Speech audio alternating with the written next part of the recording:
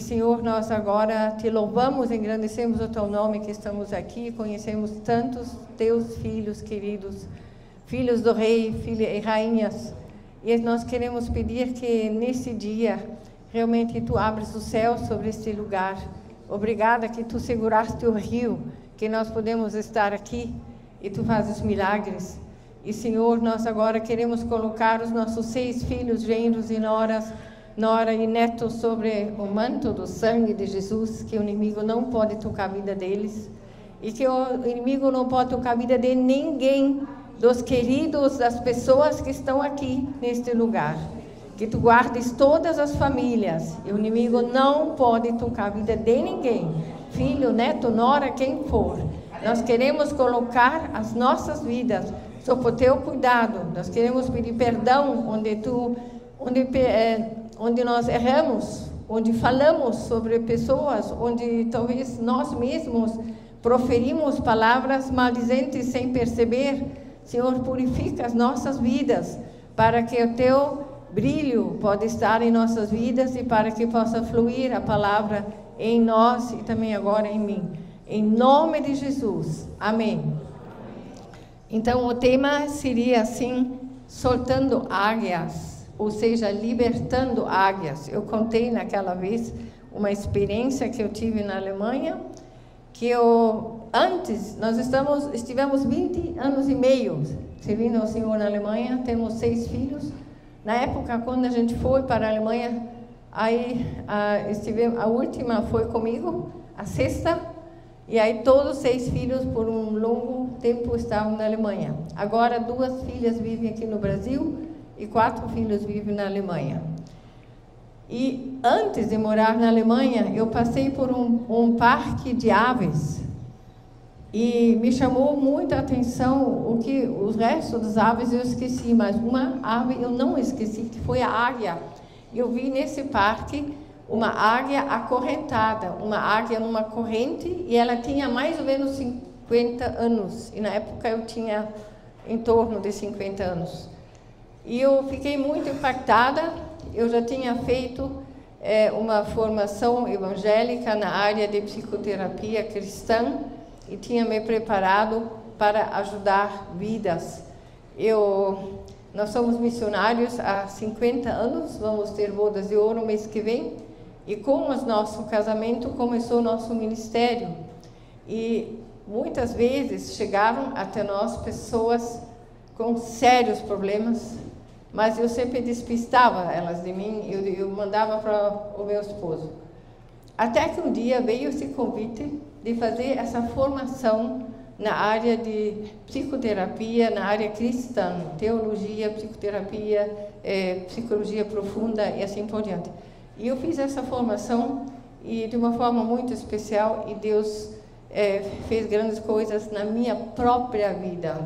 Como filha de missionário, eu sou a 12ª filha, eu também tinha muitas marcas. E quando eu fui para aquele seminário, aquela formação, eu não queria mais perder um bloco, e consegui seguir todos os blocos e fiz essa formação. Quando eu vi essa águia na corrente, eu já tinha essa formação. E aí eu entendi melhor ainda o que Deus queria na minha vida. Porque eu olhei para aquela águia, uma águia numa corrente, isso não é normal, né? O lugar de uma águia é onde? Nas alturas. E isso isso ficou em mim. E a partir desse momento eu sabia qual era o ministério que Deus tinha na minha vida.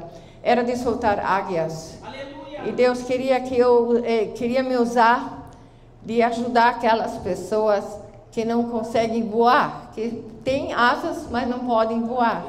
E a partir daquele momento eu sabia qual era o meu ministério. Como criança, eu tinha um bichinho que eu gostava muito, que era o besouro, aquele vermelhinho com os pontinhos. Eu gostava muito de besouro, também é um bichinho que mexe comigo, e eu colhia besourinhos em caixa de fósforo e dava comida para eles. Depois, quando eu fiz essa formação, eu entendi o meu ministério é ajudar besourinhos que estão de costas, com as pernas para cima e não conseguem andar. eu tenho que tratar elas, eu tenho que ajudar elas, que elas consigam andar novamente. Então, essas duas figuras assim, acompanharam minha vida para mostrar o que Deus tinha para mim. Então, nós vimos essa águia numa corrente. Eu fiquei pesquisando um pouco sobre águia. É muito vasto, dá para escrever quase um livro só sobre a águia. Então, existem muitas pessoas que elas têm um potencial de águia, mas por alguma razão circunstancial da vida, experiências traumáticas, desprezo, rejeição, falta de amor, abuso, se tornam reféns de situações que viveram na infância. Então, muitas pessoas não conseguem se desenvolver porque nunca conseguiram trabalhar os ferimentos do passado, né? Os ferimentos que eles tiveram na tenra infância. Então, eu só vou falar um pouquinho ainda sobre a águia, para daí entrar nos assuntos que nós queremos falar. Então, as águias, elas são aves de rapina, que se destacam por serem predadores ágeis e fortes. Possuem uma visão bastante eficiente, sendo algumas espécies capazes de avistar a presa até 3 quilômetros de distância. A gente não consegue, às vezes, olhar nem 1 metro, né? E a águia consegue, lá de cima, ver a sua presa e sabe aonde ela quer chegar, onde ela vai buscar a presa. Além de apresentarem excelente visão, contam com bicos fortes e garras, que a irmã falou, né? Eles chegam, às vezes, numa fase que eles estão desgastados, e as garras também. Então, são afiadas, que garantem eficiência na captura da presa. Então, esses dias, eu contei para uma cliente minha, eu trabalho online ainda com meus clientes da Alemanha, e uma cliente me lembrou, falando que eu ia pregar sobre esse tema, ela me lembrou que os índios também, para eles, a águia também tem um significado. E eu pesquisei uma vez na internet, é interessante como os índios veem a águia.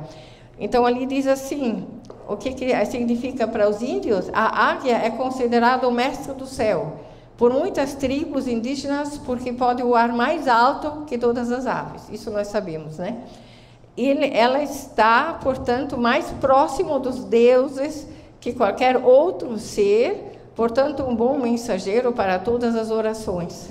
Nós temos Jesus, né, que leva as nossas orações, não a águia. Disse entre as tribos Pueblo, que ele protege a moralidade e a paz. Eles veem diferente, mas vemos que até os índios perceberam que nessa águia tem algo de especial. Só que nós não precisamos da águia para levar nossas orações para o céu, elas vão direto, né, diante do Pai. E a águia, às vezes, ela é perseguida por um corvo, os corvos têm inveja da águia e atacam ela, e geralmente por trás. Então, querendo picá-la. Ela simplesmente vai para as alturas onde um corvo não chega. Ela é tão simples. E para nós cristãos, é o exemplo do que nós temos que fazer quando nós sentimos atacados. E o corvo, ele ataca por trás. E as pessoas ao nosso redor, como elas atacam? Por trás. E nós não precisamos lutar com essas pessoas, nós temos que viver mais alto. No final, eu tenho um testemunho pessoal. Então, se alguém quer atacar, não será por mim, isso é uma palavra bíblica, Isaías 54:15. Se alguém a atacar, não será por minha ordem, você derrotará todos os que lutarem contra ti. Isso Deus diz. Mais uma vez, se alguém a atacar, não será por minha ordem, você derrotará todos os que lutarem contra você. Depois tem uma outra palavra que é muito forte, que também tem me consolado. Toda arma forjada contra ti não prosperará. Toda língua que ousar contra ti em juízo, tu a condenarás. Esta é a herança dos servos do Senhor e o seu direito que de mim procede, diz o Senhor. Então, o que fazer? O ar mais alto. O ar mais alto é entrar nas regiões celestes em oração. né? Estar perto do Senhor, mais perto ainda. Então, existem então muitas pessoas com potencial de águia, e eles poderiam realizar muitas coisas lindas, mas por algumas razões estão presas com a águia na corrente lá no sul da Alemanha. Neste momento, vamos refletir um pouco o que poderiam ser as argolas dessa corrente e também reconhecer como se livrar dessas correntes. Então, a águia, ainda só um pouquinho ainda sobre a águia e também jogando com o lado espiritual. Ela tem um charme inexplicável. Nós podemos ter esse charme porque somos filhos do rei, nós somos rainhas, né? Ela voa em alturas onde nenhum ser humano consegue chegar. E isso nós devemos fazer espiritualmente, entrar no mais alto dos altos. Tem um pastor da Alemanha, ele gosta muito de falar sobre Pentecostes e aquela sala que estava em cima, onde os discípulos se reuniam, e ele sempre menciona aquela sala de Oberraum, a sala no alto, quer dizer, no segundo andar, né? Então, que nós devemos estar naquela sala, perto de Deus, bem pertinho dele. Então, ela vê as coisas de cima. As galinhas não conseguem, né? A galinha só fica picando no chão e vê os seus grãozinhos que ela está procurando e ela não vê nada ao seu redor, a não ser os grãozinhos de milho.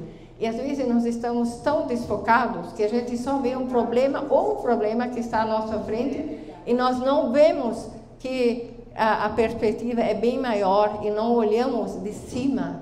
E se nós olhamos as coisas de cima, a gente acabou de voar de avião semana retrasada, as coisas todas são bem pequenininhas, né? Lá de cima não tem esse significado. Por isso nós temos que aprender a sair do nosso meio às vezes, para um retiro, o que vocês estão fazendo agora, de sair um pouco do dia a dia, da rotina, para a gente aprender a voar mais alto. Então, ela faz o seu ninho em lugares muito seguros, contra ventos e tempestades. Nós temos um João de barro na nossa casa, bem em cima, onde faz a dobra. Esses também são passarinhos que fazem seu ninho num lugar bem seguro, e lá nada acontece. E a águia, ela faz o seu ninho lá em cima da rocha, mas em fendas de rocha, de uma forma que nenhum vento, nenhuma tempestade vai derrubar o seu ninho. Então, assim, firme, nós precisamos firmar a nossa vida espiritualmente e intelectualmente e ter segurança. Nós buscamos essa segurança no alto. Ela vê as coisas de cima, que eu já falei, ela solta os seus filhotes, isso também é uma arte muito bonita da águia, e ela o que ela faz? Quando a águia alcançou um certo tamanho e força, ela empurra eles fora do ninho e ela voa por baixo do filhote para ver se ele consegue ficar nos ares ou se ele vai aterrissar. Se ele tiver que aterrissar, vai aterrissar nas suas asas. É isso que Deus faz muitas vezes conosco, quando a gente está fraco. Ele voa debaixo de nós com suas asas, e sobre as suas asas nós podemos repousar seguro. Depois ela tem essa história, e talvez se dá tempo ainda posso ler, mas vamos ver. Depois dos 40 anos, passam por um tempo de renovação, isso que nós falamos, né? Que ela vai na rocha e vai ficar lá arranhando até que ela perde o bico e cresce um novo bico e arranca as penas até que nascem novas penas, daí ela vive mais 30 anos. Então ela passa por uma fase de renovação. E às vezes Deus, no meio da nossa vida, nos dá essa oportunidade de passar por uma área de renovação. Eu louvo a Deus que Deus fez esse milagre, que eu pude fazer essa formação quando eu tinha entre 45 e 50. Eu já tinha com os meus filhos, a minha menor tinha 9 anos, quando eu fiz isso, e Deus realmente pegou pesado em mim. E foi essa meu tempo de renovação, mas Deus está nos renovando todo dia. Agora eu tenho 70 e poucos e todo dia Ele está nos renovando. Todo dia reconhecemos coisas que nós erramos e que temos que fazer melhor. Então ela faz essa renovação. Então, se nós vimos algumas coisas sobre a águia, né? Nós podemos falar bem mais sobre ela, mas resumido seria isso. Eu até achei na internet 20 coisas que podemos aprender da águia. Eu não sei se vai dar tempo de eu passar isso para vocês, senão vocês podem me pedir, eu posso passar. Então, o que são argolas de uma águia presa numa corrente? Então, eu achei 10 argolas, mas eu acho que são mais do que essas, bem mais. Mas eu vou resumir e vou falar sobre algumas argolas. Então, uma das coisas onde as pessoas estão presas no passado são maldições familiares e genéticas, né? Então, porque pai e avô, bisavô fizeram tais e tais pecados, se isso nunca foi revogado, isso vai se repetir na vida do neto, bisneto. Sobre isso meu marido depois vai falar. Então, muitas maldições a gente carrega desde a tenra infância. Nós tivemos esses dias num culto e o pastor viu um menino no colo de uma mulher e falou o que tinha com ele. E ele falou que Deus ia quebrar uma maldição que está sobre aquele menino. Ele era todo agitadão, ele era hiperativo e revoltado. E ele disse que Deus ia libertar esse menino porque tinha uma maldição dele que vinha do pai, né? Parece do pai. Então, em Êxodo 25:6, nós lemos: não as adorarás, nem lhes darás culto, porque eu, o Senhor teu Deus, Deus zeloso, que visito a iniquidade dos pais nos filhos, até a 3ª e 4ª geração, daqueles que me aborrecem, e faço misericórdia até 1000 gerações daqueles que me amam e guardam meus mandamentos. Então, isso ali tudo meu marido vai aprofundar. Então, muitas vezes, a gente fala, você é zero à esquerda, ou você é um pateta. Às vezes eu falava para minha netinha, como ela é sapeca. Minha filha pediu, mãe, não diz sapeca. Sapeca também não é um bom nome. A gente fala num nome, assim, de amor, né? Mas se você vai pesquisar sapeca, também é uma criança não bem educada, uma criança agitada, né? Então, às vezes a gente usa esses nomes. Eu tive que pedir perdão para minha filha, porque eu chamava ela de lesma, que ela era mais devagar que os outros. Eu chamava ela de lesma, e mais eu chamava essas coisas, mais devagar ela fazia. Eu dizia rápido, rápido, rápido. Não, daí ela fazia bem devagar. E só depois da minha formação eu descobri, eu tive que pedir perdão para ela, porque eu chamava isso. Então, muitas maldições chegam até nós, porque a gente não conhece essas coisas. Ou a gente diz, você não é inteligente, você é tão burro, por que você não entende isso? Que burro que você é, né? Palavras negativas, também tem palavras negativas sobre si mesmo. Então, a gente às vezes fala coisas, maldições sobre si mesmo. Eu não consigo, eu não sei, não consigo fazer. Eu sou muito burra. Aquela sabe melhor, aquela pessoa sabe melhor. E a gente vive comparando com os outros e a gente não desenvolve, porque você mesmo falou maldições sobre si mesmo. Depois tem outra coisa que isso seria essa parte de maldições que você mesmo ou é falada para você na tenra infância, ou você fala sobre si. Esse é o segundo ponto. O terceiro é ligações de almas tóxicas e não saudáveis. Às vezes você tem uma ligação com alguém, a pessoa não leva uma vida santificada, a pessoa não leva uma vida muito perto de Deus, mas você tem uma ligação tão forte com ela que ela acaba influenciando a tua vida de uma forma que não faz bem. Ligação de alma é quando vocês se conhecem tão bem, você está tão ligado àquela pessoa. Às vezes essas ligações são tóxicas. Você sente dor quando o outro sente dor, você percebe quando o outro tem algum problema, você percebe tudo, e você está tão ligado. No ministério, muitas pessoas, eu tive que chamar a atenção, vamos desligar as ligações de alma tóxicas. Às vezes, até a ligação de alma com a própria mãe é tóxica. Existem mães que não querem soltar seus filhos e até os 50 anos ainda querem governar a vida deles. E quantas pessoas, desculpa eu dizer agora, nós trabalhamos muitos anos com pessoas solteiras, quantas pessoas são solteiras porque as mães nunca os soltaram? As mães não foram águias, as mães até os 50 anos, os 60, ainda querem governar a vida deles. Isso não dá, nós temos que soltar os filhos cedo, como a águia faz. E se tem uma pessoa que aprendeu a soltar, então eu acho que sou eu, porque 6 vezes eu passei por esse processo. Mas Deus, através do entendimento que eu recebi nesses anos, eu consegui soltar minhas águiazinhas. E depois, outra coisa que é experiências dolorosas ou traumáticas na infância. Então, vou ver se consigo pegar meus bichinhos aqui.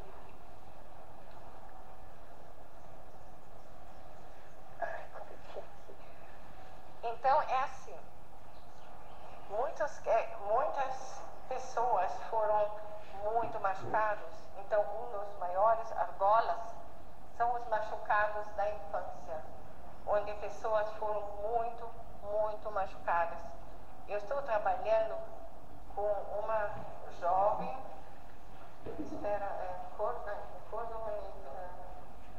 agora não me recordo o nome do país, mas sabe não precisar, Sérvia não. Bem, é um desses países no Ocidente lá, uma jovem de 26 anos, mas ela sofreu muito na infância. A infância dela foi muito tóxica. Ela saiu do seu país porque ela não aguentava mais estar na Alemanha. Alguns anos fala um alemão que é de invejar, que é um estrangeiro, já fala um alemão tão bem. Mas essa moça, ela é realmente um exemplo de ter tido uma infância com desamor, com expectativas dos pais que ela nunca pôde cumprir. E então, na verdade, todo ser humano tem vontade de ser amado desse jeito, né? Esse aqui, uma vez eu achei, eu sempre vai comigo. Então, isso aqui mostra, assim, o amor de uma mãe, né? Esse amor... Ai, isso é muito bom. Obrigada. Então, quantas crianças... Quem não gostaria de ser amado desse jeito? E muitas pessoas que me procuram não tiveram isso aqui. Não tiveram esse amor, tem um buraco afetivo muito grande. E vivem a vida inteira esse buraco afetivo e que eles não conseguem se desenvolver porque sempre se sentem não amados. Eles passam pelo mundo como não amados.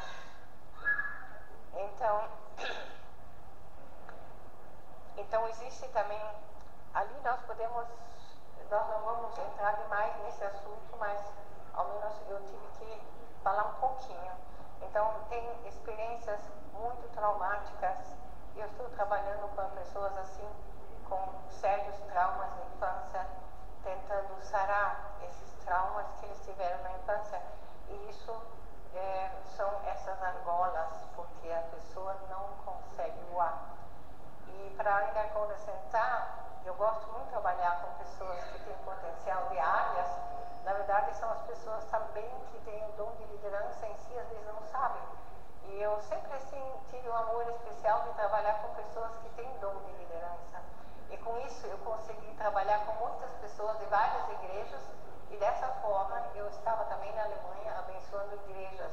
Se você trabalha com uma pessoa que tem potencial de área e ela consegue voar, é uma bênção nas igrejas. Com isso você está abençoando várias igrejas e isso assim Deus me deu essa graça, né? E essa moça que eu falei, não sei se é Sérvia, agora tem um grau. E essa moça se converteu durante a terapia, ela também já aceitou Jesus. Isso foi muito bom. Então, às vezes até aí vem a questão do ocultismo ainda, né? Quando tem contatos com coisas do ocultismo. Às vezes as crianças são levadas a Pai de Santo, a macumbaria, essas coisas, pelos pais mesmo não tem nenhuma ação, nenhuma atividade, mas os pais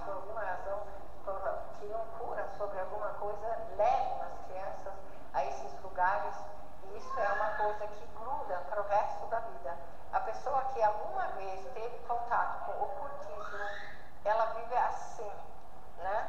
Ela quer, e às vezes até eu pergunto às pessoas, você às vezes se sente que você quer para um lugar uma coisa que puxa para o outro? Sim, isso ele sempre me disse, é assim mesmo.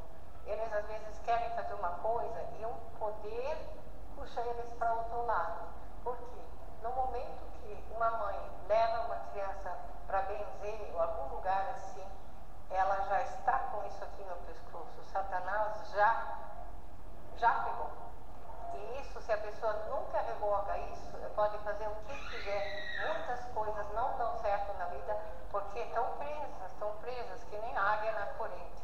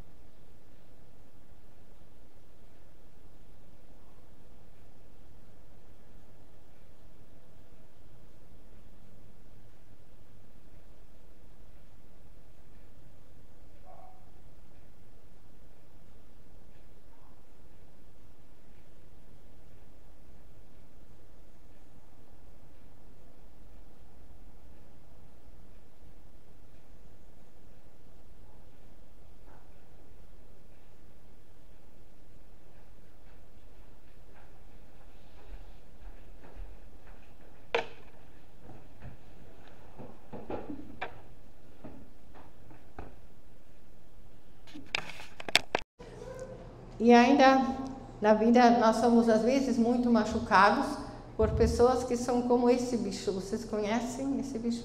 Não sei como chama aqui, eagle é porco espinho, é tipo porco espinho, né? Então eles têm muitos espinhos, mas eu sempre mostro para meus clientes, por dentro eles não são assim. Eles são bem moles, eles têm um lado bem mole. Mas porque eles foram muito machucados na vida, eles usam essa proteção. E por isso, eles são assim e machucam. Se tu pega um pouco espinho, é ruim, né? Eu já tive uma vez um na mão. Então, eles são bonitinhos, né? Eles têm um rostinho muito bonito. Eles só mostram o rostinho, eles escondem. Quando eles veem perigo, eles escondem seu rostinho bonitinho e eles só mostram os seus espinhos. E a gente pensa, por que essa pessoa é tão estúpida? Por que ela é tão dura? Por que ela não sabe se expressar? Por que ela me machuca tanto? Mas se tu for achar o ponto principal, um ponto bem mole que ela tem, ela vai mostrar o seu rosto bonito. Quando ele se sente seguro, ele mostra esse rostinho bonito. Mas quando ele se sente ameaçado, a gente só vê isso aqui, a gente só vê espinhos. Então, uma vez num encontro lá, mas em Águas de Lindóia, uma vez eu vi um cachorro que tinha se metido com um porco espinho e estava cheio desses espinhos grandes. E daí ele quase não conseguia se mexer de dor, deu tanta dó. E uma mulher até chorou quando ela viu esse cachorro, mas a gente não podia fazer nada, ele não podia nem se mexer de tanta dor no focinho dele. E quando nós passamos lá de tarde, ele estava deitado bem tranquilo, sem os espinhos. Por quê? Ele se meteu com um pouco espinho. Então, se você se mete, ou seja, discute, ou tem uma briga com uma pessoa que é como porco espinho, você vai sair com espinhos. Então, nós temos que aprender a lidar com essas pessoas. Eu tenho 2 livros que falam só sobre isso aqui, como lidar com essas pessoas. Então, a gente tem que aprender a lidar com essas pessoas, é uma arte de você lidar. Então, só para dar um gostinho um pouquinho sobre o que é trabalhar o passado, trabalhar os traumas, trabalhar os ferimentos do passado. Depois tem a inveja, né? A inveja é outra argola, que a gente tem inveja de alguém. Por que eu não sou como esse ou como essa? Por que eu sou assim? Por que eu nasci nessa família e não nasci na outra? Por que eu não tenho essa roupa que aquela família tem? E assim por diante. Quando nossos filhos, vou dar um pequeno testemunho, quando nossos filhos eram pequenos, eu tinha uma cunhada que ela vestia muito bonito os filhos dela, e nós como missionários, né, era mais simples, a gente não conseguia fazer esse luxo que ela fazia, e às vezes eu ficava assim um pouco, poxa, que coisa. Mas daí uma vez eu vi um pregador falar que a gente, quando tem inveja, você só tem inveja das coisas boas do outro, mas você não tem inveja da carga que ela carrega. Essa pessoa, às vezes, tem uma grande carga oculta que ela não mostra. Essa você não quer, você só quer coisa boa.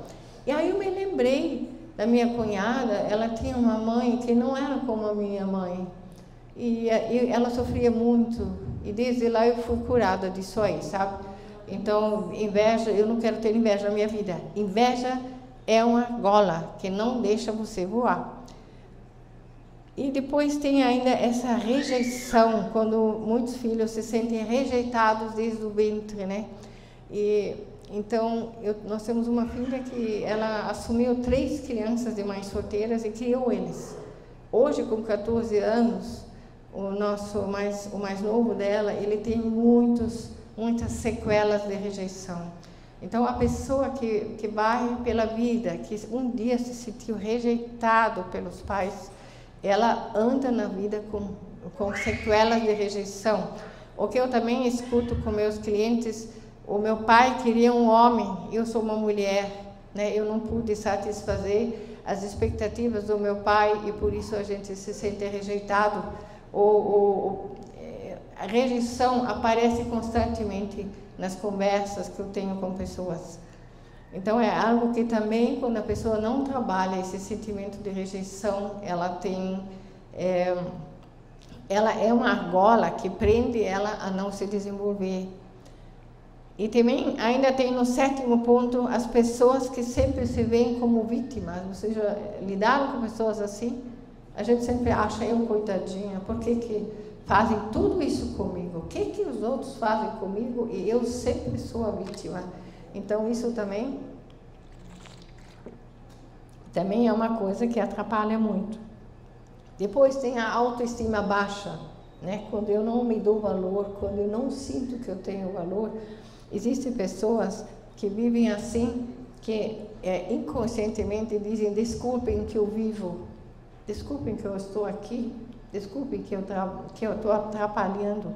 Então, tem pessoas que vivem assim, que sempre se sentem vítimas. E é terrível viver com vítimas. Sempre os outros são culpa, nunca a gente mesmo. Sempre os outros são culpados, porque eu sou assim, porque eu reajo assim, os outros são culpados. E as vítimas, e quem tem autoestima baixa, é parecido. Você não se dá valor. Eu já trabalhei com muitos clientes essa questão: qual é a carta que você ia se escrever? Se você imagina que você está sendo esperado pela sua mãe, você vai nascer. Qual é a carta você escreve pela tua vinda a esse mundo? Vocês entenderam? Olha, vocês têm que ver o que às vezes eles escrevem. Então, é nesse ponto, quando eles trabalham essa parte, muita coisa é sanada, quando de repente eles se dão o valor pelo fato que existem e estão nesse mundo. E por último, o que eu queria aprofundar um pouco mais é as mágoas. Muitas pessoas, então, a partir de tudo isso que eu já descrevi, se desenvolvem mágoas, muitas mágoas, e as pessoas andam por esse mundo com mágoas do passado, com pessoas que me machucaram no passado, seja na infância, na adolescência, na juventude, ou como jovens casados, pessoas, até no dia de hoje, pessoas que machucam, pessoas que realmente estão atrapalhando a vida da gente. Quando nós tivemos a nossa despedida na Alemanha, eu pedi para uma cliente dar um testemunho, e essa cliente deu um testemunho muito lindo, que ela era filha de missionários, e eles foram trabalhar na Ucrânia como missionários, e deixaram ela com 12 anos na Alemanha, na mão de outros, e ela sofreu muito na mão de outros. Ela sofreu muito o que ela viveu, e ela nunca pôde entender como os pais foram deixar ela tão jovenzinha para trás. Depois, lá na Ucrânia, nasceu mais uma filha. Essa tem menos sequelas, porque ficou o tempo todo perto dos pais. Mas as 2 irmãs mais velhas têm muitas sequelas. Uma delas quer me procurar ainda. E ela chama Joana, eu posso dizer o nome dela, ela fez em público o testemunho. Ela é uma graça, essa Joana. eu tenho muito amor por ela. E ela deu um testemunho muito lindo, né? Na nossa despedida, abertamente para todos, como Deus trabalhou o perdão na vida dela. E ela pôde perdoar os pais. Hoje, ela é a menina que melhor trata os seus pais, das mais velhas, né? A pequena está mais ligada, né? Mas dessas três, ela é a que mais honra os seus pais. Isso é fruto da terapia. E essa moça, ela quer legalizar o casamento dela. Dia 3 de agosto nós estaremos na Alemanha fazendo o casamento dela. Então, nós temos palavras muito grandes sobre a questão do perdão, né? Em Marcos 11 diz: e quando estiveres orando e tendes alguma coisa contra alguém, perdoai, para que vosso Pai Celestial vos perdoe as vossas ofensas. Mas se não perdoardes, também vosso Pai Celestial não vos perdoará as vossas ofensas. Muito sério essa palavra, né? Se nós não perdoamos, Deus também não pode nos perdoar. Ou, porque se perdoardes...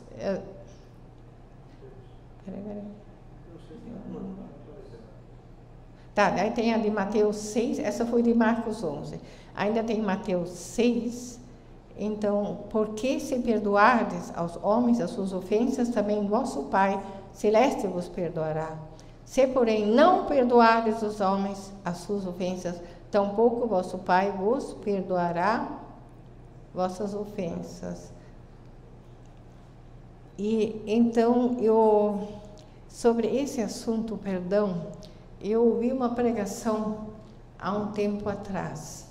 E isso mexeu muito forte comigo, que eu acho foi uma das melhores pregações que eu já ouvi sobre o perdão, e eu gostaria de trazer isso para vocês ainda, terminando esse assunto, perdão.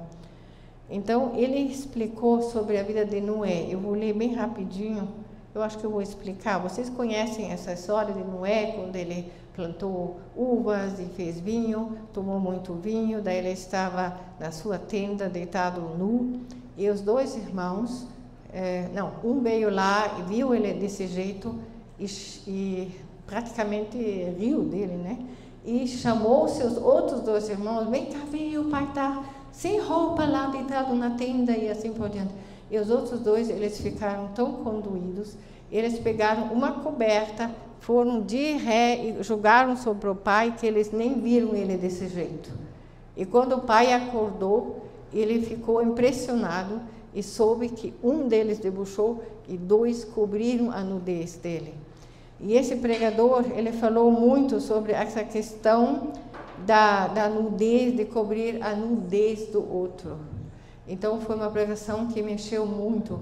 E ele falou o seguinte, que quando nós cobrimos com o manto da graça de Deus as pessoas, Satanás não tem poder de agir na vida dessas pessoas. Que nós temos que cobrir elas com o manto do sangue de Jesus. E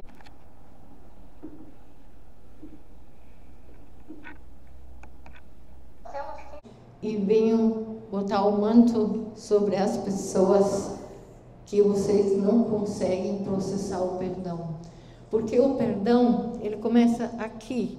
Ele começa quando a gente se lembra que deve perdoar. Só que daqui até aqui tem 20 centímetros. Essa aqui é a zona das emoções. E muitos têm problemas de estômago, intestino, porque não conseguiram perdoar alguém. E muitos outros problemas de saúde têm a ver com o perdão. Então, muitas vezes, se nós processamos completamente o perdão, Deus também até cura. Muitas curas acontecem pelo perdão. Então, se Deus lembrou vocês de alguém na tua vida que você não perdoou, pode crer que é uma argola na área que não está querendo voar. E é tão maravilhoso quando a gente se sente perdoado, quando a gente se sente processado, elaborado, as coisas da infância, onde daí a gente se vê livre como um passarinho, onde a gente consegue voar novamente. Eu sempre, de novo, eu encontro pessoas que eu digo, olha, dentro de você vive uma águia e você vai voar. E eu digo para todos vocês, eu não conheço a história de cada um tem a sua biografia. Eu não conheço as suas biografias, mas ele conhece a sua biografia. E se tem alguma coisa que está atrapalhando, que você não consegue voar, então vamos trazer isso diante da cruz. Eu só mencionei alguns pontos, são muito mais. E talvez a gente consiga nos pequenos grupos ainda fazer mais uma dinâmica que eu gostaria de fazer com vocês. Mas vamos já cada um para si pensar qual é a argola ou quantas argolas eu tenho que me prendem porque que eu não consigo voar.